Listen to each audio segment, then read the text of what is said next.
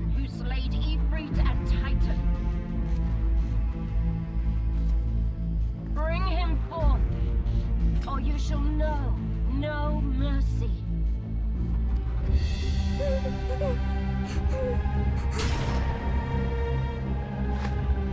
If I had only left sooner, it would have been the viscera of the Garlean dogs strewn across these floors, and not the bodies of my own brothers and sisters. My retribution will not come blind and hasty, but when it does, it will be thorough and it will be absolute. I swear that Garlemald will come to fear me as a demon insatiable, and the safety of their castrums will be but a vague memory. Their annals will mark this day as the birth of their sleepless reaper.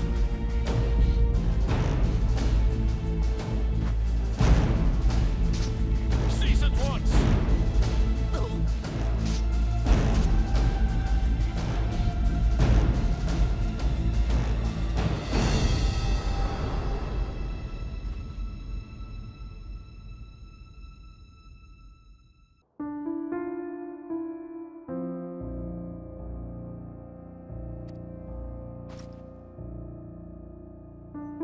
With her last breath, Noraxia delivered her message. She implored me to travel to the church of Saint Adama Landama in Drybone.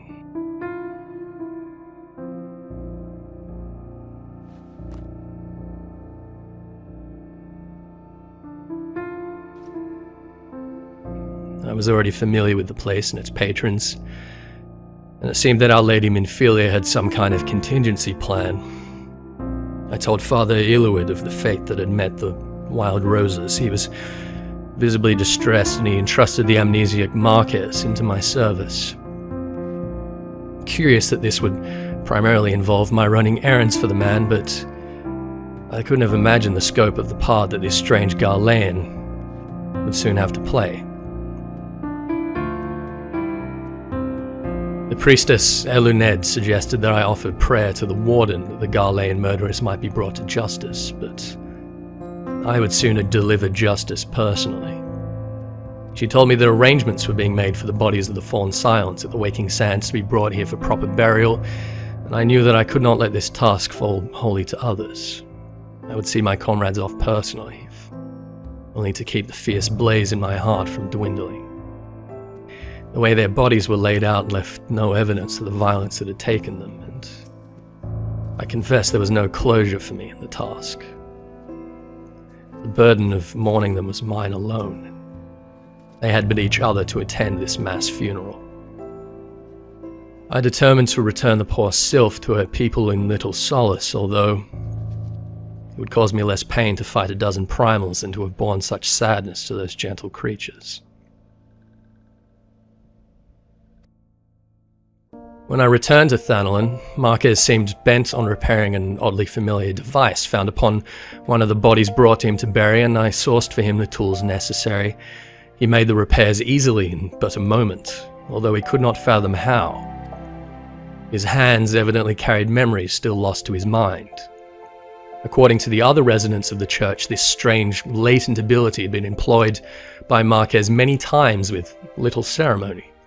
In any case, he told me to see that the apparently Garlean orolage was buried with its owner, whom now seemed to have been a likely Garlean spy. Marquez himself felt as though he was being watched. I felt that the Garleans might be looking for an opportunity to reclaim him, a suspicion I confirmed when I intercepted one of their number stalking in the Lich Yard after dark. I didn't bother asking questions, but it was clear that Marquez had been no ordinary citizen in his past life to deserve this kind of attention. And if his presence here was now known to the 14th Legion, the church would not be safe for anyone. I was prepared to summon the Immortal Flames and plan a defense against a more aggressive Garlean approach, but that very same night we had another curious visitor. The Charlene lad Alfino Levellier had found me, and furthermore he had found a ghost, the long-missing Master Cid Garland.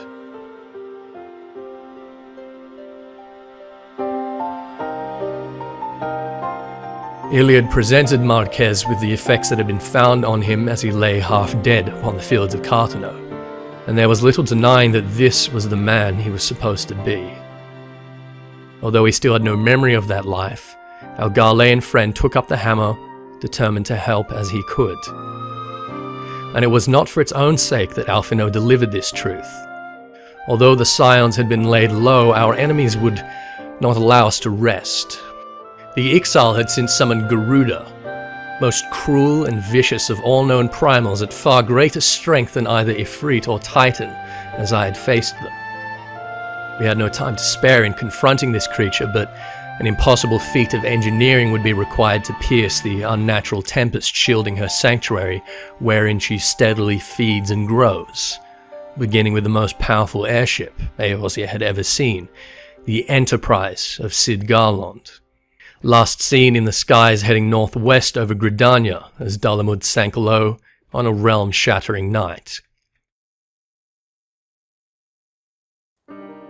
We learned that an old Elizan named Vortifort had held the watch of Florentel's spire through the night of the calamity and witnessed the final flight of the Enterprise.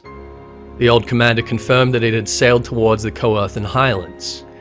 He posited that the Observatorium astrologians might well have made record of its resting place, but that we would also be hard-pressed to find the xenophobic Ishgardians willing to tolerate our investigation.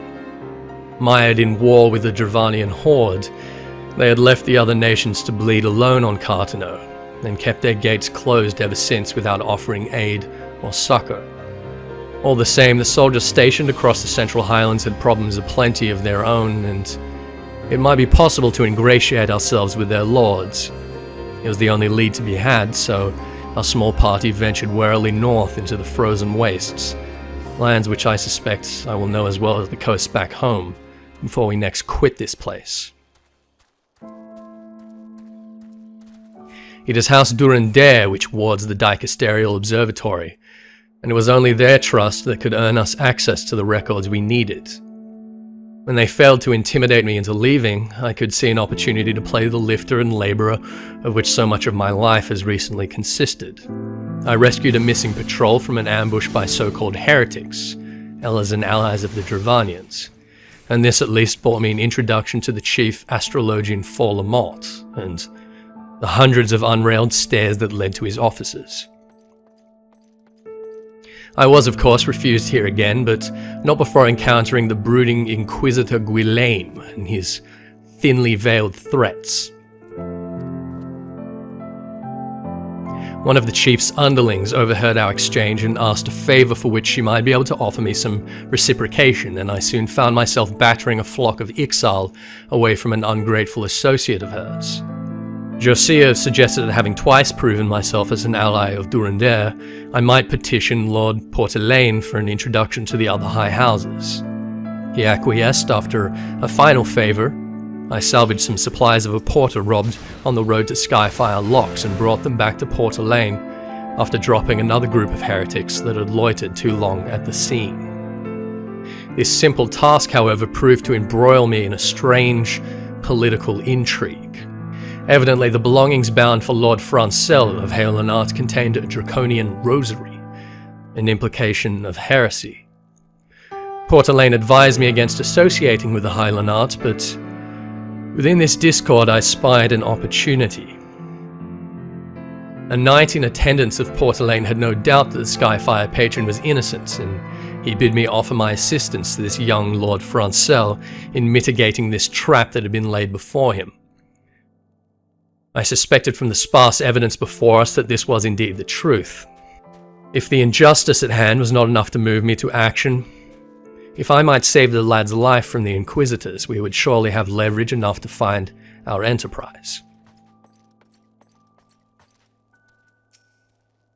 An encrypted greeting identified me as a friend, and I tersely warned the lad of the pending threat to his life.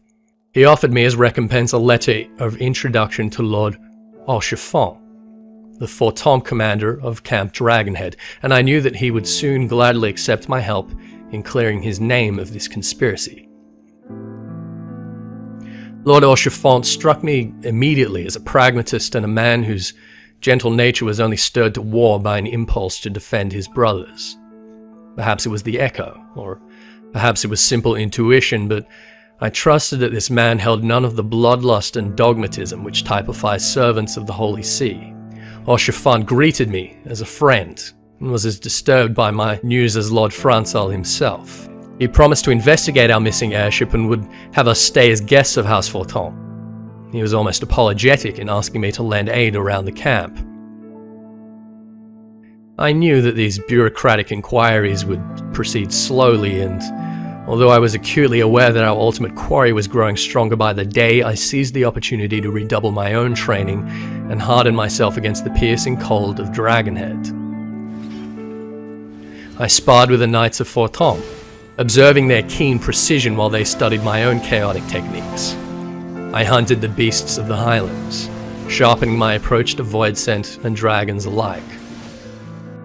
With Orchefant's assistance, I slowly acquainted myself with the influential men and women of Dragonhead and Skyfire, and my reputation as a reliable sword of Forton began to emerge. I managed even to whittle down the chief astrologian Forlamont once he learned of my friendship with the Dragonhead commander.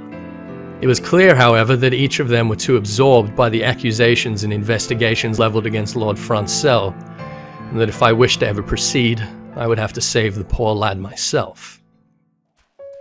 I chanced upon the young lord as I mapped the Dravanian-occupied Steel Vigil to the north. It seemed that he had taken a small party of knights to hunt the horde with a vain supposition that breaking a few dragons might repair his reputation.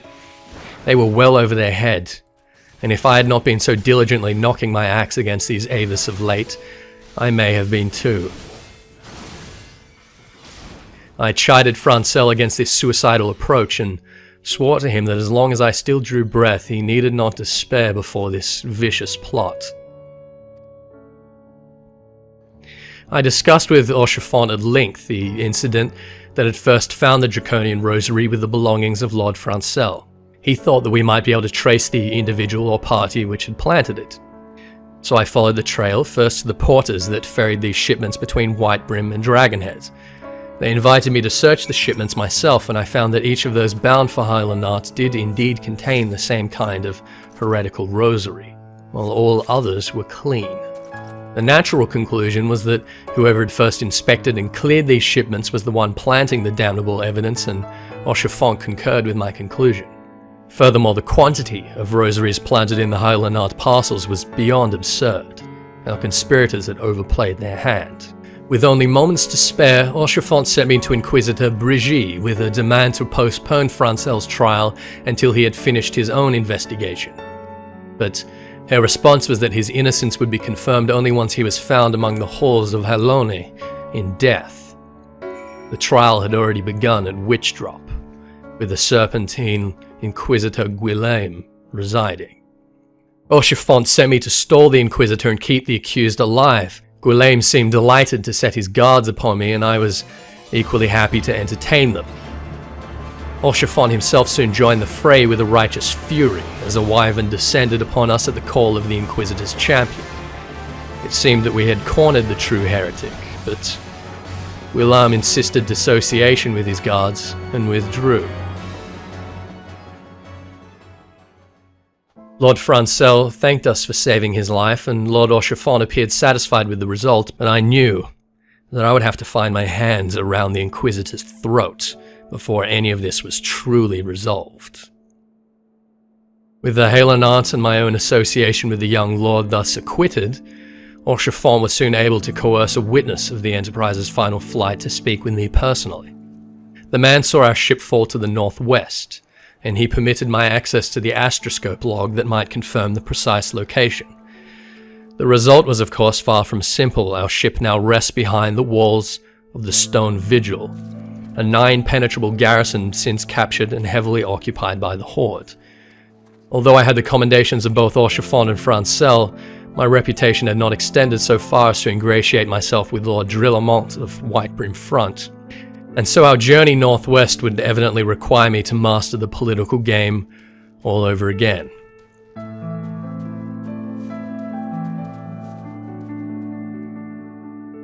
The Lord of Whitebrim was none too pleased to make my acquaintance, but I could tell that my intent to personally storm the vigil intrigued this veteran. We had hardly begun to negotiate, however, before the slimely Guillaume appeared to question before Drillamont whether we were in fact the famous scions we claimed to be, and whether this Cid Garland, long presumed dead, was not after all an imposter.